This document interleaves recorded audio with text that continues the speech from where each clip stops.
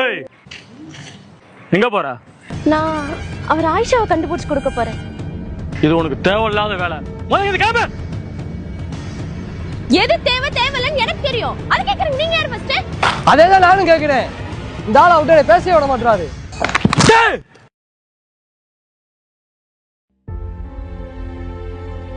நானும் உங்கள மாதிரிதான் ஒரு வருஷம் ஆயிஷாவை தேடிக்கிட்டு இருக்கேன். கிடைக்கவே இல்லை. பின்னாடி சொல்றீங்க? ஒரு வருஷமா தேடிட்டு இருக்கீங்களா? ஆமா, உங்க நல்லதுக்கு தான் சொல்றேன்.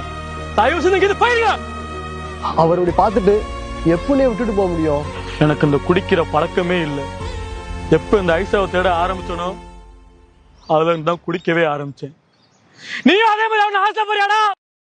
சொல்றா ஐசா.